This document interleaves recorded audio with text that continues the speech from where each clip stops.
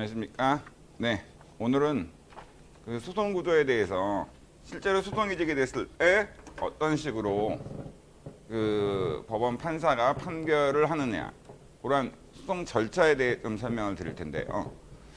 뭐 오늘 강의만 좀 꼼꼼하게 잘 듣고 이해를 하셔도 뭐 변호사들이 하는 이 소송을 하는 여러 가지 방법이나 기술 같은 것도 알게 되기 때문에 실제 여러분들이 뭐 집안에 또 이제 법률적인 문제가 있거나 이랬을 때 여러분들이 직접 소송을 수행하시는 데 있어서 도움이 많이 될 거라고 보입니다. 그리고 뭐 실제로 소송에서 가장 중요한 건 뭐 이따 설명드리기도 하겠지만 증거긴 해요. 그러니까 항상 법률적 문제가 발생할 수 있는 사안이라고 하시면은 항상 서면으로 그러니까 판사가 가장 잘 믿는 증거가 서류로 된 증거, 그러니까 친필 사인이 들어가 있는 그러한 증거들을 많이 믿기 때문에 특별한 경우가 아닌 한 어떤 법적으로 어떤 분쟁의 여지가 있거나 정말 중요한 경우다 이런 경우에는 서면으로 항상 그 여러 가지 증거를 남겨놓는 습관을 가지시면 미연의 어떤 법적 분쟁을 막아서 소송으로 가지 않으실 수가 있습니다. 보통 이제 소송이라는 것 자체가 별로 이렇게 좋은 건 아니거든요. 그렇죠? 그리고 비용도 들고 특히나 변호사 선임하면은 그 보통 이제 경우에 따라 틀리긴 하지만 평균적으로 500만 원 정도의 선임료를 부가가치세까지 해서 50만 원에서 550만 원 정도의 선임료가 드는데 적은 돈이 아니잖아요. 그렇죠? 한 학기 등록금 이상이 되는 뭐 경우에 따라 뭐 그 등록금이 적은 데라면 2학기 정도의 1년치 등록금이 되는 그러한 돈이 이제 소요되기 때문에 그 소송이라는 것은 미연에 방지하는 게 가장 좋아요. 그래서 뭐 법적 분쟁이 많아서 소송이 정말 많아지면 변호사들, 저도 변호사니까 제 입장에서야 뭐 좋긴 하겠습니다만은 근데 그 분쟁이 많아지고 해서 이렇게 수임 사건이 많아진다.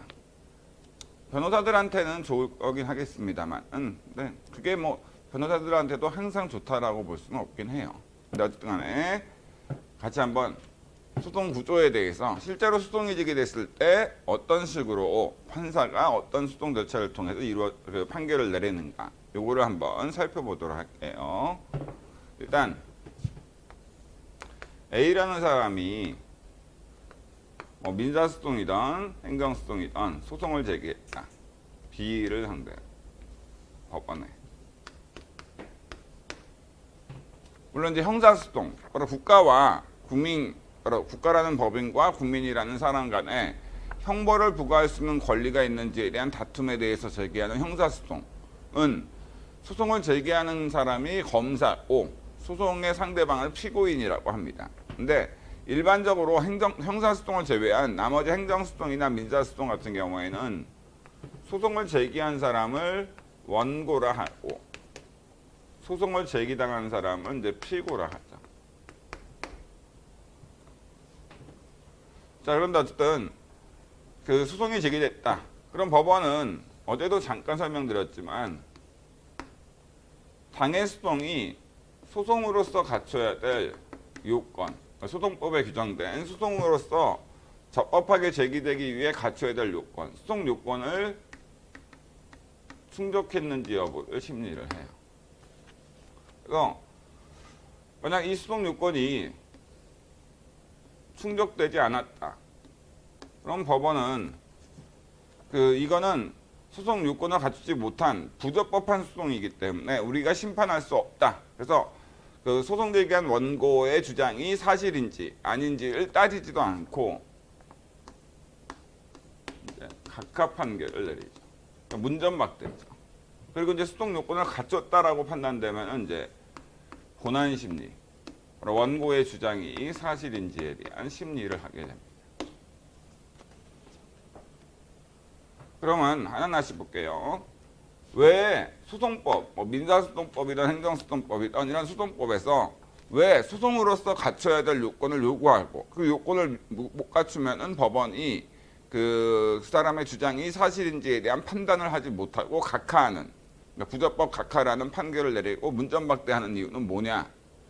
뭐 어제도 잠깐 설명드렸습니다만은 만약 수동 요건이 요구되지 않아서 원고가 수동 제기하면은 법원이 그 원고의 주장이 사실인지를 일일이 다 판단을 해야 된다고 하는 정말 불필요한 분쟁에 대한 수동에 대해서도 법원이 다 원고의 주장이 사실인지를 판단을 해야 돼요.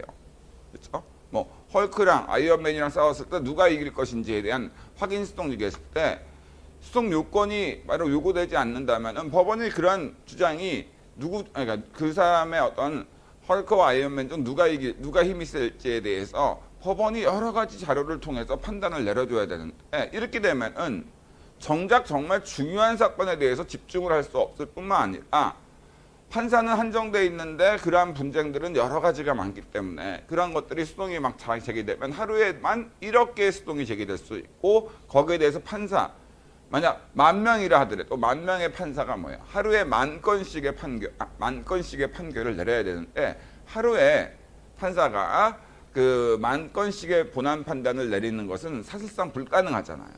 그러니까 실제로 그 하루에 판사가 아무리 열심히 일을 한다 하더라도 하루에 한 10건이나 뭐 진짜 아주 뭐 이렇게 해서 아주 간단한 사건이라면 100건까지라도 할 수 있다 하더라도 결국 그러면은 뭐예요? 재판이 어떤 지연될 수밖에 없게 되겠죠. 그럼에 따라서 실제로 정말 중요한 사건, 지금 신속하게 빨리 판결을 받아서 그 빌려준 돈을 받아야 되는데 거기에 대한 판결이 확정돼서 그 판결의 효력에 따라 돈을 받으려면 한 200년 후에나 판결이 나올 수밖에 없게 되는 거죠. 그러니까 이거 수동 요건은 정말 쓸데없는 사건에 대해서는 소제기를 못하게, 그러니까 제기하더라도 각하에서 문전박대해서 쓸데없는 사건에 대해서는 법원이 심리를 안 하고 정말 중요한 사건에 대해서만 법원이 심리를 집중적으로 해서 국민의 어떤 권리 구제를 신속하게 해주기 위한 거라고 보시면 돼요. 아시겠죠? 근데 또 반대로 이 수동 요건이라는 것을 너무 좁게 해석해서 실제로 권리가 침해당한 법에 의해서 보호되는 특정된 사람의 이익인 권리가 침해당한 사람이 소송을 제기했는데도 법원이 수동 요건 흠결이 됐다고 각하하게 되면 결국 뭐예요? 국민의 어떤 권리, 침해된 권리를 구제할 수 있는 방법이 없으니까 그러니까 이거는 또 문제가 되겠죠. 그래서 우리가 헌법에 보면은 어떤 헌법 27조에 국민의 재판 청구권이라는 권리가 있는데 헌법상 기본권이 그런데 수동 요건을 너무 좁게 보게 되면은 결국 헌법 27조에 규정된 재판 청구권을 침해하는 거기 때문에 기본권이라는 권리를 침해하는 거기 때문에 문제가 생겨요. 그러니까 그래서 이거 수동 요건은 필요하긴 하고 분명히 요구되는 게 맞습니다만 너무 좁게 해석하면은 실제로 권리를 침해받은 국민이 권리를 구제받을 방법이 없다는 점에서 문제가 있고 그렇다고 또 너무 넓게 인정하게 되면은 남소, 수동이 워낙 많은 수동이 제기돼서 재판이 지연됨에 따라 신속한 국민의 권리 구제가 안 된다는 점. 그 양자를 적절히 조화하는 것이 필요합니다. 근데 이러한 수동 요건을 일단 첫 번째 판단 기준시는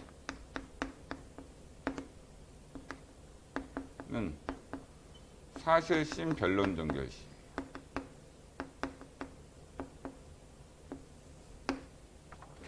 사실심 변론 종결시. 자, 그랬을 때 일단 그럼 사실심은 뭡니까? 사실에 대한 심리를 하는 그러니까 사실이 어떤 객관적인 사실이 존재하는지에 대해서 심리할 수 있는 그러한 거를 사실심이라고 해요. 그래서 사실심은 지방법원인 1심, 그 다음에 보통 고등법원인 2심. 1심과 2심이 사실심입니다. 그래서 사실심은 1심과 2심으로 최종적으로 얘기하면 항소심, 2심이 항소심이니까 항소심이라고 보시면 돼요. 1심과 2심. 변론종결시는 이따 보면 알겠지만 최후의 변론기일이라고 하는데 근데 최후의 변론기일이라고 하는데 그냥 실무적으로 그냥 간단하게 실제 뭐 항상 그런 건 아니지만 판결 선고 2주 전이라고 보시면 될 것 같긴 해요. 판결 선고일로부터 2주 전이 보통 최후의 변론기일로서 물론 이제 경우에 따라 판사 그 재판부에 따라 다르긴 하지만 보통 그렇게 생각하시면 됩니다. 그러니까 판결 선고 2주 전 정도라고 보시면 돼요. 아시겠죠? 참고로 사실심, 그러니까 1심과 2심, 지방법원과 고등법원인 1심, 2심은 사실에 대한 심리를 할 수 있는 사실심인데 그러면 3심, 바로 상고심이라고 하는 대법원에서는 뭐를 하는 거냐? 법률심만 해요. 법률심. 아시겠죠? 그렇기 때문에 그 예를 들어서 형법에 그냥 이해만 하시면 돼요. 적으실 필요도 없고. 거기 다 여기 프린트에 웬만한 내용들이 다 써져 있고 제가 상세하게 설명을 했으니까 이 프린트를 꼼꼼하게 여러분들이 여러 번 반복해서 읽어보시면 좋아요.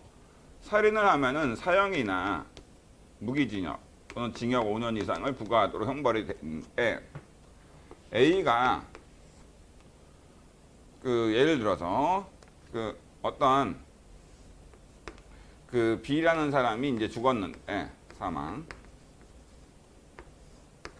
A가 그 무당한테 가서 그 무당과 함께 그 B가 죽으라고 B 죽으라고 구술했어. 그래가지고 막 저주를 부었어.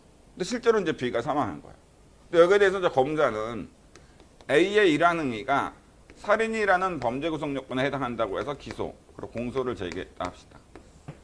그래서 사실심은 그러니까 일단 A가 이렇게 구술해서 A가 구술했고 B가 사망했는지 이러한 사실에 대해서도 심리할 수 있는 그러한 것이 사실심입니다. 그러니까 증거를 통해서 A가 실제로 무당한테 가서 구술했는지 안 했는지 그리고 그 B가 실제로 사망했는지 이러한 사실에 대해서 사실이 존재하는지에 대해서 일단 심리를 할 수 있어요. 1심과 2심은 아시겠죠? 그리고 그러한 행위가 살인이라는 법률 요건에 충족이 되는지 그 법률 요건의 판단 이 법률적인 판단이죠. 이러한 행위가 살인이라는 요건에 해당하는가 이러한 법률에 대한 법률 요건에 대한 판단 이러한 법률적 판단도 같이 할 수 있는 거죠. 그러니까 우리가 이렇게 보시면 되는데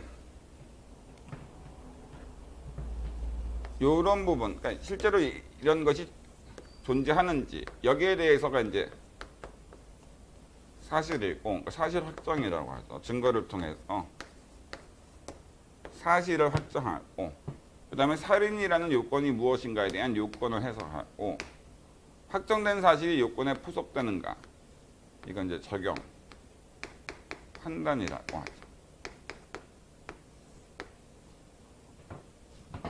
그랬을 때 사실심은 1번, 2번, 3번 다 할 수 있는 게 사실심이라고 보시면 되겠고 아시겠죠? 법률심은 결론적으로 말씀드리면 뭐예요? 다르게 예외가 있긴 하지만 법률심, 그러니까 상고심인 대법원은 2번과 죄송합니다.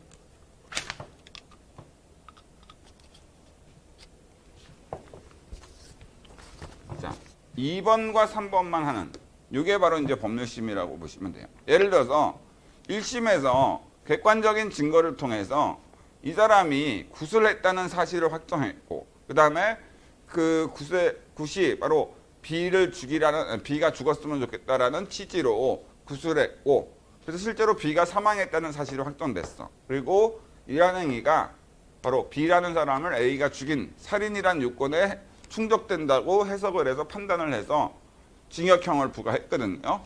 근데 여기에 대해서 대법원으로 왔어. 대법원은 이러한 사실 확정을 제대로 했는지에 대해서는 원칙적으로 심리를 못하고요.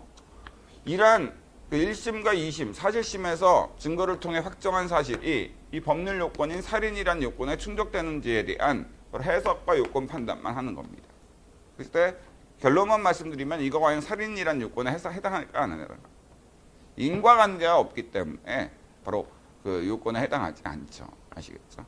왜냐하면 A가 저주한 건 맞아. 무당을 통해서. 근데 참고로 이런 거는 직접 원인설이라고 해서 나중에 이제 배우고 이렇게 할 텐데 경찰 책임이라는 어려운 부분에서 배우긴 할 텐데 이 무당한테 저주를 하면은 항상 100% 뭐예요? 사람이 죽습니까? 그렇지는 않잖아요. 그렇죠?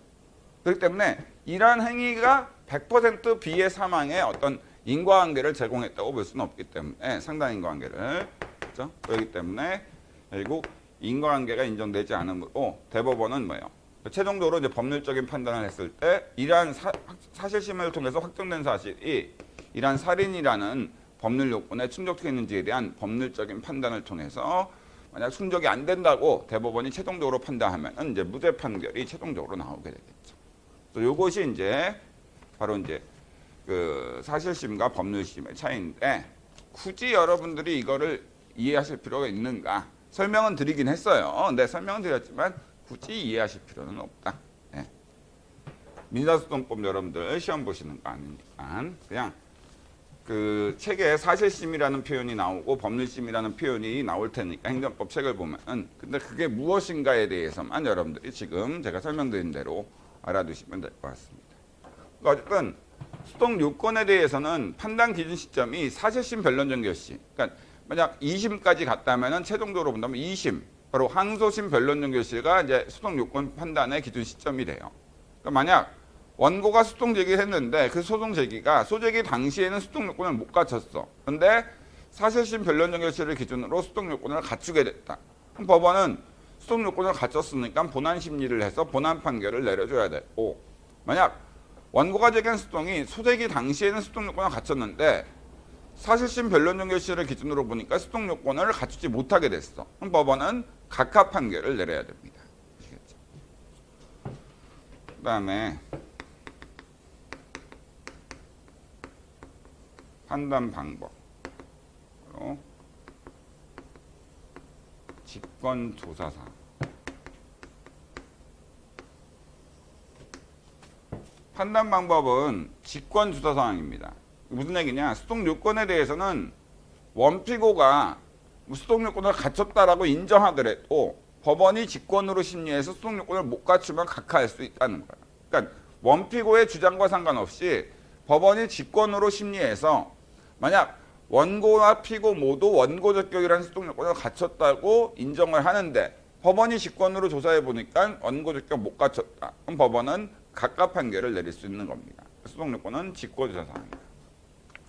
그러면 어쨌든 볼게요. 그러면은 대부분의 이제 소송, 민사소송이든 행정소송이든 이 소송에서 요구되는 소송 요건이 크게 세 가지가 있어요. 대상적, 원고적, 그 다음에 협의의 소익, 소의 이익이죠. 물론 이거 외에도 각 소송마다 특이한 소송 요건들이 있습니다. 뭐 취소 소송인 경우에는 행정심판 전치주의나 제소기간 같은 특이한 소송 요건이 인정되고 뭐 무효확인 소송에서의 확인 소송에서의 보충성 같은 특이한 소송 요건들이 있는데 보통 일반적으로 소송 요건이라고 하면은 어느 소송이든 공통적으로 요구되는 것이 보통 이 세 가지라고 보시면 돼요. 아시겠죠? 자, 그러면은 자, 이 대상 적격. 소송의 대상이 될 수 있는 자격, 적격이라는 표현이 그 자격이라고 보시면 되겠죠. 그랬을 때 대상 적격은 말 그대로 소송의 대상이 될 수 있는 자격을 의미합니다. 아시겠죠? 그럼 소송의 대상이 될 수 있는 자격, 이게 대상 적격인데 죄송합니다. 대상 적격이라는 소송 요건인데 그럼 소송이 될 수 있는 자격, 대상 적격을 갖추고 있는 것은 뭐냐? 앞에서도 얘기했지만 법원의 소송 대상은 원칙적으로 뭐예요? 바로 법률상 쟁송만 법원의 소송 대상이 될 수 있다고 얘기했죠. 왜? 헌법 101조와 법원조직법 2조에 의해서 법원이라는 기관한테는 바로 법률상 쟁송만 심판할 수 있는 권한이 부여됐거든. 그러니까 법률상 쟁송이 아닌 거는 법원이라는 기관이 뭐예요? 심판할 권한이 원칙적으로 없어요. 그러니까 간단하게 말씀드리면 손은 아니, 입이라고 할게요. 이제 입은 말하고 먹는 그런 어떤 그 직무 범위, 권한을 부여받았어요. 근데 입이 어떤 걷겠다. 입으로 걷는 거는 거의 안 되잖아. 또 입이 뭐 듣겠다. 입으로 들어집니까? 안 들어지잖아. 그러니까 마찬가지로 법원이라는 입과 같은 법원이라는 국가라는 법인의 기관이 할 수 있는 그 직무 범위는 원칙적으로 뭐예요? 법원조직법이라는 조직법에 의해서 법률상 쟁송만 심판할 수 있는 권한을 부여받았단 말이에요. 그렇기 때문에 바로 법원의 소송의 대상이 될 수 있는 자격이 있는 것은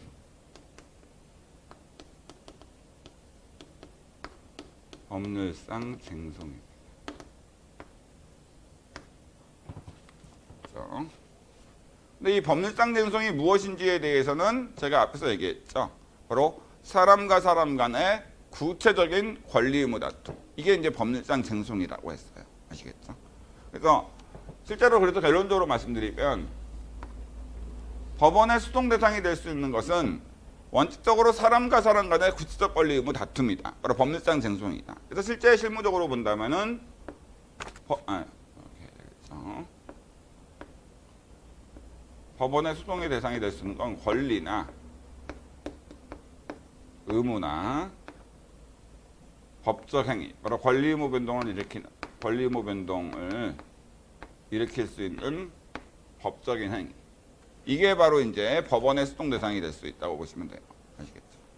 일단 권리는 법률상 쟁송이 사람과 사람 간의 구체적인 권리 의무 다툼이기 때문에 그렇기 때문에 법률상 쟁송이 그러므로 당연히 권리는 권리 의무 다툼이니까 권리에 포함되니까 당연히 소외 대상이 될 수 있죠. 예를 들어 국가를 상대로 A라는 원고가 10억 국가배상 청구 소송을 제기했다. 그럼 소외 대상이 뭐예요? 10억 국가배상 청구권이라는 국가배상법에 의해서 보호되는 권리잖아요. 그러니까 이거는 소외 대상이 10억 국가배상 청구권이라는 권리이기 때문에 당연히 그 대상 적격을 충족하게 되는 거죠. 그 다음에 또 예를 들어서 10억 납세 의무 부존재 확인 소송 하면은 부존재 확인 소송의 대상이 되는 소송의 대상이 되는 행위가 10억 납세 의무란 말이에요. 그러니까 권리가 아니라 의무더라도 하여튼 권리 의무 다툼에서 의무의 다툼이 있으니까 당연히 뭐예요? 소외 대상이 될 수 있는 거죠. 아시겠죠? 그다음에 세 번째 법적 행위. 바로 원칙적으로 법적 행위 그럼 법적 행위가 뭡니까?라고 했을 때는 권리 의무 변동을 일으키는 그 법률 요건에 해당하는 행위라고 보시면 될 것 같긴 해요. 특별한 경우 아닌 한 법적 행위라는 것은 권리 의무 변동을 일으키도록 규정된 법률 요건에 해당하는 행위. 그래서 우리가 행위법의 기본 구조가 어제도 얘기했지만 요건 효과라고 했을 때 효과로서 권리 의무 변동이 일어나죠. 법적 행위라는 것은 바로 법률 요건에 해당하는 그 법률 요건에 해당해서 행위법에 규정된 요건에 해당해서 효과로서 권리 의무 변동을 일으킬 수 있는 행위. 이게 바로 그 법적 행위라고 보시면 돼요. 그래서 예를 들어서 매매계약 무효 또는 부존재 확인 소송은 일단 매매계약이 권리도 아니고 의무도 아니야. 그러나 매매계약이 있으면은 민법에서 이 매매계약을 요건으로 해서 바로 효과로서 뭐예요?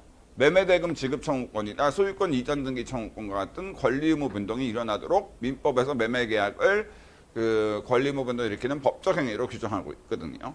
근데 이거는 당연히 뭐예요? 바로 그 권리 의무 변동을 일으키는 법적 행위니까 법원의 수동 대상이 될 수 있는 거죠. 이해되시겠죠? 그렇게 보시면 돼요. 자, 그러면은 두 번째 원고 적격. 자, 그 원고 적격은 말 그대로 원고로서의 자격, 그러니까 원고가 될 수 있는 자격이라고 보시면 돼요. 그러니까 원고가 될 수 있는 자격. 그랬을 때 그냥 이건 어떻게 보면 여러분들이 상식적으로 판단하시면 되긴 할 건데 이 원고 적격, 원고로서의 자격을 요구하는 이유는 어떤 하나의 법적 분쟁에 대해서 개나 소나 다 소송 제기해서 본안 심리를 받을 수 있게 되면은 하나의 분쟁에 대해서 뭐예요? 우리나라 국민이 5천만이니까 5천만 개의 소송이 제기돼서 5천만 개 다 본안 판결을 받아야 되잖아. 그러면은 소송이 너무 많아져서 재판이 지연될 수밖에 없거든. 그래서 원고로서의 소송을 제기할 수 있는 자격이 있는 사람만이 소송을 제기할 수 있도록 하고 그러한 자격이 없는 사람, 그러니까 쓸데없는 자기와는 전혀 관련 없는 사건에 대해 소송 제기하면 법원은 각하합니다. 원고 적격을. 그럼 기본적으로 원고 적격은 누구한테 인정되느냐라고 했을 때 보통 뭐 여러 가지가 얘기할 수 있습니다만 권리, 이 권리가 그 법에 의해서 보호되는 특정된 사람의 이익인 권리가 있다고 주장하는 사람, 이런 사람한테 원고로서의 자격이 있다고 보시면 돼요. 그래서 그러니까 원고 적격은 기본적으로 여러분들이 생각하시는 것은 전혀 관련되지 않은 사람이 소송 제기하는 것을 막기 위한 소송 요건이라고 보시면 돼요. 아시겠죠? 그래서 권리가 있다고 주장하는, 자기한테 권리가 있다고 주장하는 이런 사람한테 기본적으로 원고 적격이 인정된다라고 생각하시면 될 것 같아요. 예를 한번 들어볼게요. 그러니까 이런 경우에는 원고 적격이 없다는 거죠. 그러니까 예컨대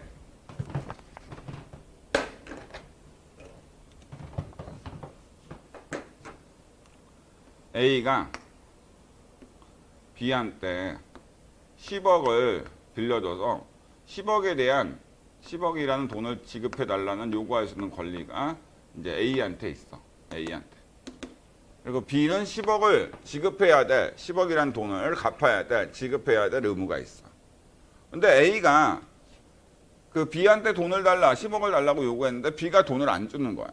의무를 이행을 안 하는 거죠. 그래서 A의 권리가 침해되고 있는데 A가 되게 착해서 이거를 소송을 제기해서 B의 재산을 압류 경매해서 이제 강제 집행을 해야 되는데 A가 소송 제기를 안 하는 거야.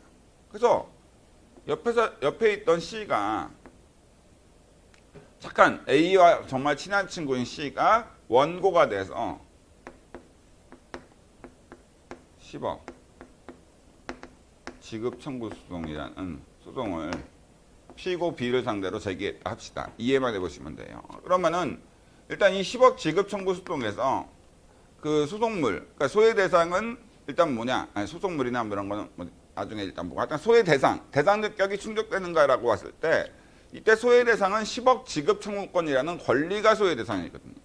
그러니까 일단 소외 대상인 10억 지급 청구 소송에서 소외 대상은 10억 지급 청구권이니까 그러니까 무슨 청구 소송에서는 무슨 청구권이 바로 소외 대상이 되는 거거든요. 그러니까 10억 국가배상 청구 소송이다. 그럼 10억 국가배상 청구권이 소외 대상이라고 보시면 돼요. 어쨌든 소외 대상은 바로 10억 지급 청구권이라는 권리가 소외 대상이니까 대상 적격은 갖췄어. 근데 원고 적격을 갖췄는가라고 했을 때 C는 이 권리, C의 주장만으로도 뭐예요? C는 자기한테 10억 달라는 게 아니라 뭐예요? A한테 권리가 있으니까 B는 A한테 10억을 지급해라라고 하면서 소송 제기한 거란 말이에요. 그럼 C의 주장만으로도 뭐야? 원고인 C한테 권리가 없잖아. 그렇죠? 그러니까 C의 주장만 보더라도 뭐예요? 원고인 C한테는 뭐예요? 권리가 없잖아. 그리고 이 사안에서 권리를 침해받은 사람은 A지 C는 권리가 없는 사람이에요. 근데 이런 사람들까지도 소송 제기할 수 있는 원고로서의 자격을 인정해서 본안 심리를 하게 되면 뭐야? C뿐만 아니라 A가 권리가 있는 A를 제외한 나머지 5천만 국민이 다 B를 상대로 소송 제기해서 본안 심리를 받을 수 있게 되잖아. 그러면 이런 하나의 법적 분쟁에 대해서 뭐야? 5천만 개의 소송이 제기될 수 있게 돼. 본안 심리를 다 해야 돼. 그럼 이거는 뭐야? 낭비죠, 낭비. 그죠? 하나의 분쟁에 대해서 5천만 개 소송 제기해서 그거를 다 법원이 본안 심리에서 본안 판결을 내리는 것은 가뜩이나 지금도 소송이 많아 죽겠는데 판사들 입장에서 정말 힘든데 아시겠죠? 이거는 더욱더 힘들게 하는 거라고 보시면 됩니다. 아시겠죠? 그리고 참고적으로 많은 분들이 검사나 판사 혹시나 이제 그런 거 이제 되시려고 노스쿨 준비하시는 분들도 있고 하실 텐데 좋은 직업이냐, 직업 만족도가 높냐? 글쎄요, 만족도가 높을 수도 있긴 해요. 근데 글쎄 저는 그렇게 좋은 직업이라고 생각하지는 않습니다. 이게 제 입장이에요. 물론 개인 입장인데 아시겠죠?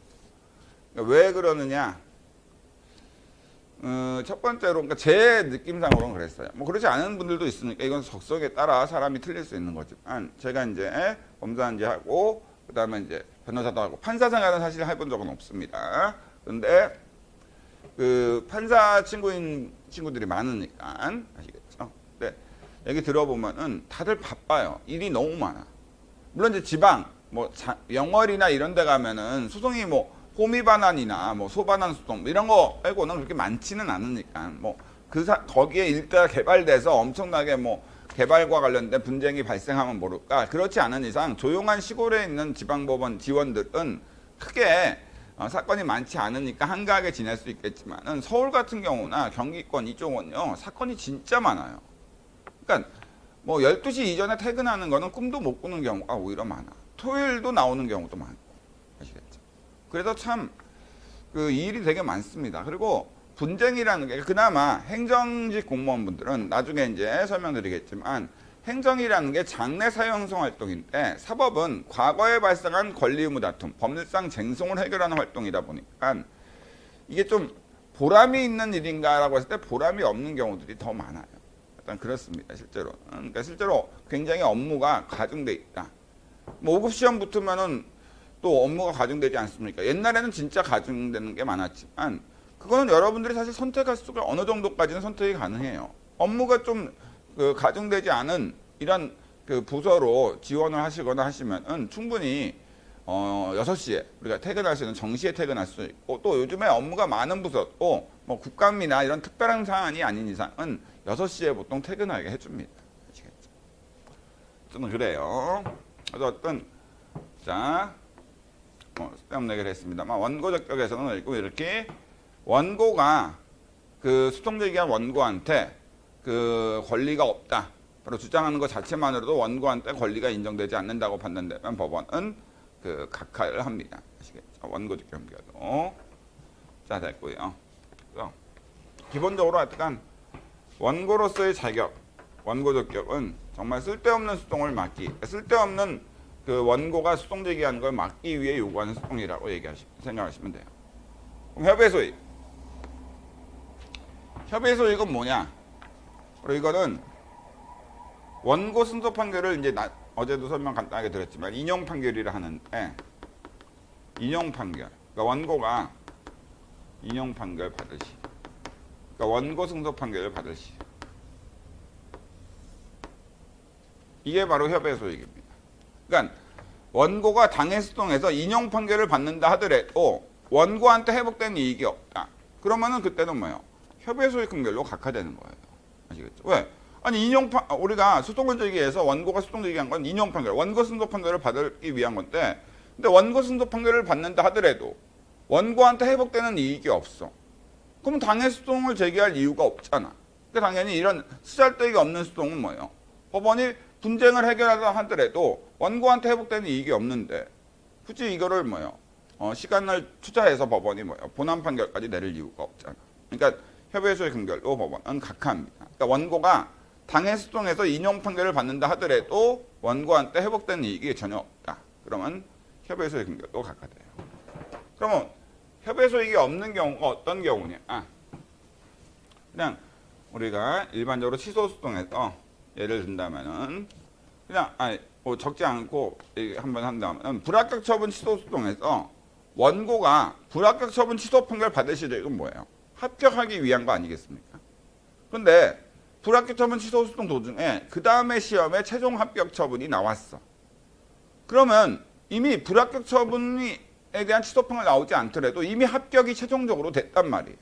그러면 그 전년도에 불합격 처분 취소 수동에서 취소 판결 받는다고 해서 원고한테 회복되는 이익이 있어요? 동일한 시험 2번 붙는다고 원고한테 유리한 건 아무것도 없잖아. 이런 경우에는 불합격 처분 취소 수동에서 취소 판결 받는다고 해서 원고한테 회복되는 이익이 없으니까. 왜? 이미 취소 판결 나오지 않더라도 합격이 됐으니까 협의 소익 판결도 각하되는 거죠. 그러니까 운전면허 취소 처분에 대한 취소 수동에서 원고가 취소 판결 받으실 때 이건 운전면허 취소 처분을 취소 판결로 무효화시켜가지고 다시 운전을 하기 위한 거란 말이에요.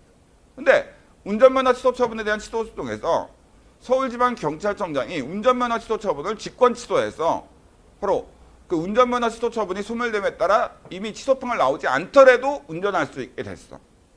그러면 지금은 취소 판결 나오지 않더라도 이미 운전할 수 있게 됐거든. 그럼 취소 판결 나온다고 해서 원고가 회복되는 이익이 있는가? 없잖아요. 왜? 취소 판결 나오지 않더라도 이미 소송 도중에 직권 취소에 의해서 운전면허 취소 처분이 소멸됨에 따라 운전할 수 있게 됐거든. 이런 경우에는 당연히 협의 소익이 없게 되는 겁니다. 이해되시겠죠? 그런 식으로 보시면 될 것 같아요. 자, 그래서 이거 외에도 수동 요건은 많이 있습니다만 보통 수동 요건이라고 하면은 요 세 가지가 보통 수동 요건으로 요구된다. 어느 수동이든 그렇게 일단 생각하시면 될 것 같아요. 자, 그럼 됐습니다. 만약 그럼 이제 수동 요건은 됐고,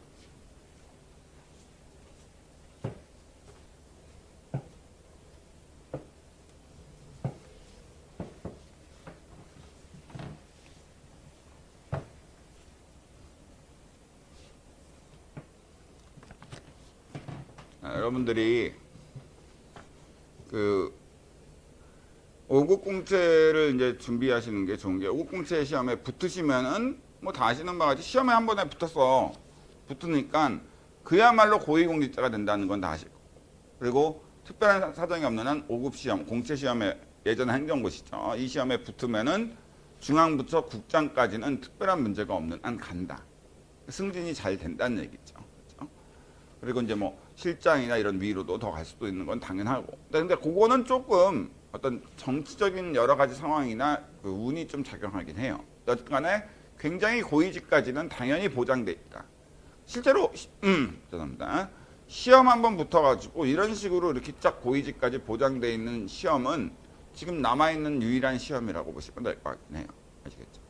근데 또 5급 공채 시험을 준비하시면 좋은 점은 뭐냐면 여러분들이 준비하시다 보면 뭐예요? 경제학과 행정법 또 행정학 이런 것들을 주관식 시험으로 돼 있다 보니까 뭐예요? 깊이 있게 여러분들이 공부를 하시죠. 내용을 이해하려고 이해하지 못하면 객관식이야 암기해서 이렇게 하면 되는데 주관식은 뭐예요? 암기한다고 뭐예요? 될 게 아니라 그러거든요. 왜냐면 단문으로 나오는 게 아니라 뭐 행정수동의 의의를 쓰시오 이렇게 나오는 게 아니라 뭐예요? 사례 문제로 나오다 보니까 이해를 못하면 문제를 풀 수가 없어요. 그러니까 이해를 필요로 하는 그러한 시험이기 때문에 여러분들이 이해를 하기 위해서 굉장히 처음에 어렵게 공부를 해요. 근데 그게 이제 좋은 점이 뭐냐면은 예를 들어서 5급 시험에 붙으면 바로 붙으면 좋은데 예를 들어서 이제 5급 시험에 이렇게 준비했는데 1년 정도 준비했는데 그 다음에 시험에 합격을 못할 수가 있단 말이에요. 그랬을 때 뭐예요? 바로 그냥 뭐예요? 국가직 7급을 보시면은 조금만 암기해서 그러면 여러분들이 뭐예요? 합격이 하는 게 굉장히 높아지는 거죠. 7급은. 왜?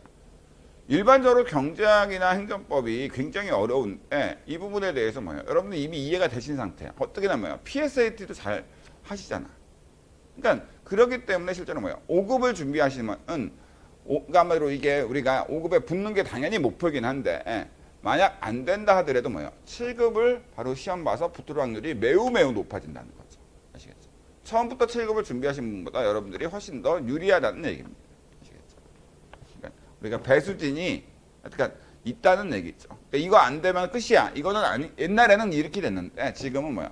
이거 안 되더라도 뭐야? 7급으로 이렇게 해서 나중에 뭐 7급을 일단 붙고 나서 그 다음에 뭐 7급에 근무하시면서 5급 경험이 있으시니까 시험 준비한 5급도 같이 공부를 하시면서 해서 시험에 합격하실 수가 또 있습니다. 실제로 7급 시험을 이제 합격하셔가지고 한 근무를 좀 1년 정도는 이제 바쁘니까 1년 정도 초반에 일 배워야 되니까 근무하신 후에 준비를 하셔가지고 그 5급 시험에 합격하셔서 이렇게 하신 분들도 꽤 있습니다. 아시겠죠? 자, 어쨌든 볼게요. 그러면은 일단 수동 요건이 신속됐다. 그러면 이제 법원은 본안 심리를 하게 돼. 그럼 이제 본안 심리에서 수동 요건이 모두 갖췄다고 하면은 무엇을 심리합니까? 라고 하면은 크게 두 가지를 이제 심리의 대상으로 삼는데요. 일단 수동물. 이거 이제 청구랑 동일한 언어라고 보시면 돼요. 그리고 수동물을 인정하기 위한 사실. 이게 이제 주요 사실이긴 하지만 수동물을 인정하기 위한 사실과 사실을 증명하기 위한 증거. 수동물을 인정하기 위한 사실과 사실을 증명하기 위한 증거. 이 두 가지가 이제 본안에서 심리 대상이 되는데, 그럼 수동물이 뭡니까? 청구, 수동물. 이게 뭡니까라고 하면 원고가 당해수동에서 최종적으로 구하는 거예요. 수동물이라는 것은 소의 대상으로서 원고가 당해수동을 통해서 최종적으로 구하는. 그래서 만약 수동물이 인정된다. 그럼 원고의 주장, 원고가 당해수동을 통해 최종적으로 구하는 게 인정되니까 원칙적으로 뭐예요? 원고 승소 판결, 인용 판결이 나오고 본안 심리 결과 수동물이 인정이 안 돼. 그러니까 원고가 구하고자 최종적으로 구하고자 하는 게 당해수동을 통해서 최종적으로 구하고자 하는 게 인정 안 돼. 그러면 법원은 그리고 원고의 주장이 사실이 아니니까 아니고 원고 패소 판결, 기각 판결을 내리게 됩니다. 아시겠죠? 그래서 예를 한번 들어본다면은 우리가 이제 민법 750조 보면은 효과로서 불법 행위로 인한 손해배상 청구권이라는 권리가 발생하도록 돼 있는데, 네, 이 손해배상 청구권이 발생되기 위한 요건으로서 위법, 고의 또는 과실, 인과관계, 손해, 이렇게 네 가지의 요건 사실이 인정되면은 법률 요건에 해당해서 손해배상 청구권이라는 권리가 발생을 합니다. 아시겠죠? 자, 그랬을 때 예를 들어서 A라는 사람이 B가 이제 의사인데 그 수술을 했는데 B가 어떤 수술을 잘못한 것 같아요. 왜냐하면 A가 이 수술하기 전에 멀쩡했는데 수술한 이후에 하반신 마비가 됐거든. 그러니까 여기에 대해서 뭐예요? B를 상대로 10억이라는 피해가 있다고 해서 10억 손해배상 청구 소송을 제기했다. 수송 요건이 모두 갖춰졌다는 전제하에서, 왜냐하면 일단 수송 요건 갖춘 게 손해배상 청구 소송이니까 일단 소의 대상은 손해배상 청구권이라는 민법 750조에 의해서 보호되는 권리를 소의 대상으로 했으니까 대상 적격 갖췄고, 원고 적격으로 A가 자기한테 손해배상 청구권이라는 권리가 A라는 원고, 수등기관 원고한테 있다고 주장하기 때문에 원고가 주장하는 권리가 있으니까 원고 적격 인정됐고, 여기에 대한 인용 판결이 나오면 A는 B로부터 10억을 받을 수 있으니까 인용 판결에 의해서 회복되는 이익이 협의의 소익이 있는 거죠. 그래서 이제 본안 심리로 갔어. 근데 본안 심리에서 그럼 여기서 이 소송에서의 수동물은 뭐냐? 원고가 10억 손해배상 청구 소송에서 최종적으로 구하고자 하는 건 뭐야? 바로 10억 손해배상 청구권이 있다. 바로 10억 손해배상 청구권의 전부가 수동물이 되는 거죠. 그러니까 10억 손해배상 청구 소송에서 원고가 최종적으로 구하는 건 자기한테 B를 상대로 10억을 달라고 요구할 수 있는 손해배상 청구권이라는 권리가 있다는 주장 아니겠어요? 이것이 이제 수동물이 되는 거야. 아시겠죠? 그러면은 여기서 이제 소송물을 인정하기 위한 사실. 그럼 여기서 이제 이 소송에서 10억 손해배상 청구권이라는 이 권리가 바로 수동물이라면 그 수동물을 인정하기 위해서는 뭐예요? 법에 규정돼 있잖아. 위법성, 고의과실, 인과관계, 손해. 그리고 이 네 가지 사실이 모두 인정돼야지 요건에 해당해서 효과로서 손해배상 청구권이라는 수동물이 발생하니까 이 수동물을 인정하기 위한 여기에 해당하는 요 네 가지 사실. 이게 바로 위법성, 고의과실, 인과관계, 손해. 이것이 바로 수동물을 인정하기 위한 사실입니다.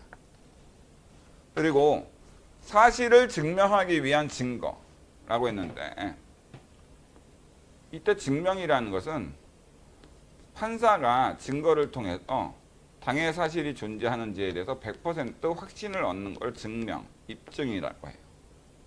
그러니까 판사가 어떤 사실이 존재하는지에 대해서 증거를 통해서 100% 확신을 얻는 그런 것을 바로 증명, 입증이라고 합니다. 그러면 증거라는 것은 이거 그 원피고 사이에 다툼 있는 사실에 대해서 그 판사한테 100% 존재한다는 그 사실이 존재한다는 것에 대해서 100% 확신을 주기 위해서 제출하는 자료, 이게 이제 증거인데요. 이 증거에는 일단 여러 가지 방법이 있지만 크게 이제 5가지, 변론의 전치지까지 5가지라고도 하고 합니다만 실제로 요즘에는 뭐예요? 그리고 4가지, 그러니까 변론의 전치지는 그렇게 중요하지는 않고 실제로는 4가지인데, 증인도 하나의 증거 방법이긴 해요. 증인이 법정에 나와서 증언하는 것도 하나의 증거 방법입니다. 그 다음에 서증, 서류로 된 증거죠. 매매계약서, A 원고가 매매계약 부존재 확인 소송 제기하면서 매매계약이 체결된 적이 없다라고 주장하는데 피고인 B는 매매계약 체결됐다라고 주장해요. 매매계약이 체결됐다는 사실에 대해서 다툼이 있는데 여기에 대해서 뭐예요? 바로 피고가 원고인 A와 피고인 B 간에 어떤 친필 사인이 들어가 있는 매매계약서를 제출했다. 그 매매계약서라는 그 서류로 된 증거를 통해서 판사는 뭐예요? 매매계약이 체결됐다는 사실에 대해서 100% 확신을 갖게 되겠죠. 바로 이렇게 서류로 된 증거, 서증입니다. 그래서 특별한 경우가 아닌 이상 판사는 서증을 가장 잘 믿고요. 증인은 잘 믿지는 않아요. 그래서 신빙성이 있는가에 따라 판단하는데, 그래서 증인의 증언이 결정적인 증거로서 판단되는 경우는 형사사건인 경우, 특히나 형사사건에서도 뇌물이나 또는 어떤 그 성범죄 이런 것들은 객관적인 물적 증거가 안 남을 수가 있기 때문에 성추행이나 뭐 이런 것들은 객관적인 물적 증거가 남기 어렵기 때문에 증인의 증언이 일관되고 신빙성이 있으면은 그것만으로도 증명된 걸로 판단하는 경우가 많이 있습니다. 아시겠죠? 자, 아시겠죠? 자, 그래서 됐고 그 다음에 검증. 이건 이제 판사가 직접 눈으로 보는 거죠. 판사가 직접 눈으로 보는. 그래서 그 변호인이 또는 뭐 검사가 현장 검증을 신청합니다라고 이제 했어. 그래서 이제 현장에 범죄 현장에 이제 판사가 직접 갔어. 판사가 보니까 목매달아서 죽었다라고 했는데 그 죽은 피해자의 키와 이 천장 높이를 직접 눈으로 봐서 센치를 직접 판사가 재봤어. 현장 검증에서. 그랬더니 뭐예요? 안 맞는 거예요. 왜냐하면은 사람이 자살하려면 뭐 죽으려면 여러 가지 방안으로 죽을 수 있고 정말 쉽게 죽을 수 있는 방법 뭐 쉽게 참 운이 나빠서 쉽게 죽는 경우도 있긴 하겠지만은 보통 의학적으로 제가 이제 목을 매달려고 한다. 그러면 이 정도 높이 이상은 돼야 돼요. 아시겠죠? 왜냐면 사람이 목을 매달면은 그 늘어난대. 어떻게든 뭐 사람이 살려고 하는 건지 몰라도 저도 이제 국가수 얘기를 들었으니까 늘어난대. 그렇기 때문에 목을 사람이 이제 자살을 하려면은 실제로 자기 키보다 훨씬 높은, 그러니까 1m인가 정확히 제가 기억은 안 납니다만 그 정도의 높이가 있어야만 자살을 할 수 있다는 거예요. 근데 실제로 검증해 본 결과 아니 1m가 아니라 높이가 뭐 90cm였다. 이 정도면은 자살이라고 볼 여지가 있으니까 살인했다는 사실에 대해서 증명이 안 된 게 될 수 있는데 실제로 높이를 보니까 30cm밖에 안 돼. 키보다. 이렇게 30cm밖에 안 돼. 그럼 이걸로는 자살할 수 없다라고 이제 판단해서 이거는 타살, 바로 실제로 살인 행위에 해당한다라고 이제 검증을 통해서 확신할 수도 있는 거죠. 그래서 현장 검증 같은 게 이제 판사가 직접 눈으로 보는 거, 검증. 그다음에 감정, 전문가한테 맡기는 거죠. 국가수한테 어떤 필적이나 지문 감정을 의뢰한다거나 이런 걸 통해서 또는 필적 감정 이런 것들 하는 거. 이런 것도 하나의 증거 방법이, 사실을 증명하기 위한 증거 방법. 아시겠죠? 자, 그래서 일단 그러면 어쨌든 볼게요. 실제로 요산 한번 예를 들어 볼게요. A가 B를 상대로, 의사를 상대로 10억 손해배상 청구 소송을 제기했어.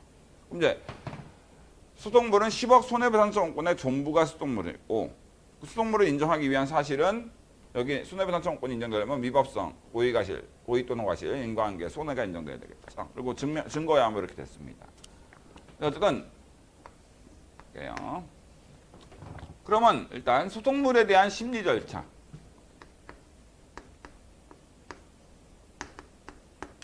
그러면 고난에서 소송물을 심리할 때는 어떤 절차에 따라 심리합니까? 여기에 대해서 그 민사소송법은 그 원칙적으로 불고불리 원칙, 그러니까 처분권주의라 할게요. 처분권주의에 따라서 소송물을 심리합니다. 그럼 처분권주의는 뭐냐?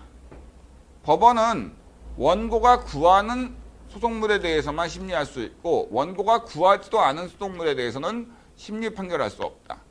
그러니까 뭐 학문적으로 얘기한다면 소의 개시, 소의 대상, 그다음에 소의 종료는 법원이 직권으로 할 수 없고 당사자, 원피고의 소송에서 당사자라는 표현이 있으면 원피고를 의미하거든요. 소송 당사자, 바로 원피고의 처분에 맡긴다. 이게 이제 처분권주의, 불고불리 원칙인데 여러분들은 편하게 생각하시면 이렇게 보시면 될 것 같아요. 원고가 구하는 소송물만 법원은 심리 판단 내릴 수 있고 원고가 구하지도 않은 소송물에 대해서는 심리 판단 내릴 수 없다. 이게 바로 처분권주의, 불고불리 원칙이라고 보시면 됩니다.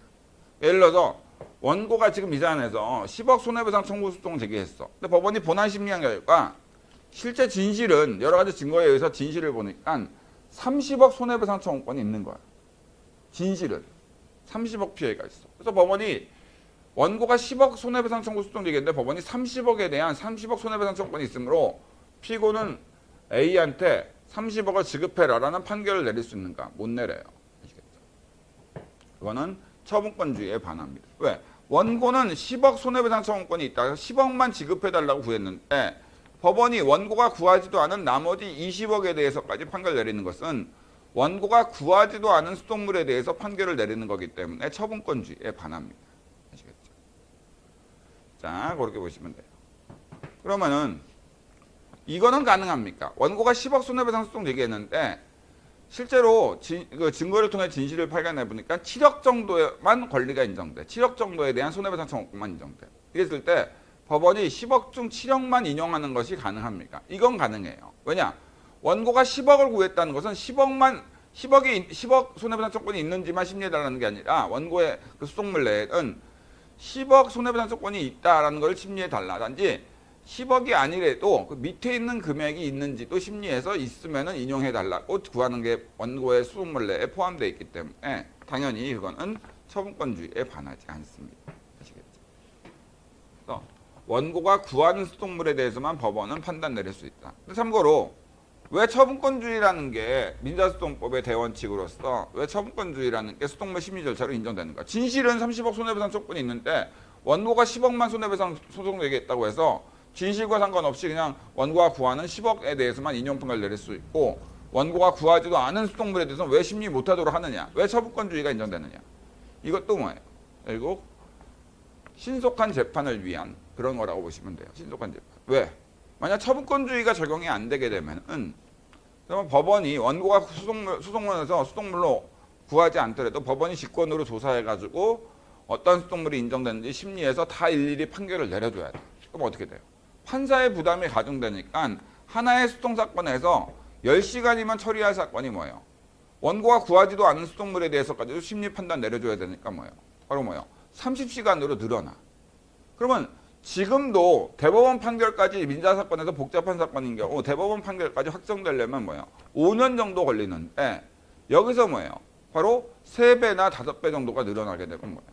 바로 15년이나 20년 후에나 판결이 나오게 돼요. 그렇죠? 그러면 이거는 국민이 신속하게 권리구제를 받지 못하게 되잖아. 그렇기 때문에 결국 처분권주의로 해서 원고가 구하는 것만 법원이 신속하게 심리해서 신속한 재판을 하도록 하는 것이 어떤 실질적으로 뭐예요? 국민의 신속한 권리구제에 도움이 되기 때문에 그런 거라고 보시면 될 것 같아요. 자, 됐고요. 그러면 일단 사실과 증거 심리 절차. 여기에 대해서는 변론주의라는 게 있고 직권탐지주의가 있어요. 변론주의는 이제 민사소송의 대원칙이라고 보시면 되고 직권탐지주의는 학설의 대립이 있긴 하지만 형사소송의 대원칙이다. 이렇게 보시면 돼요. 사실과 증거심리 절차에 대해서 변론주의는 민사소송의 대원칙이라면 직권탐지주의는 형사소송의 대원칙이다. 이렇게 보시면 될 것 같습니다. 그럼 이제 변론주의가 뭐고 직권탐지주의가 뭔지 이런 부분은 다음 일단 10분 정도 쉰 다음에 진도 나가도록 할게요. 10분만 쉬겠습니다.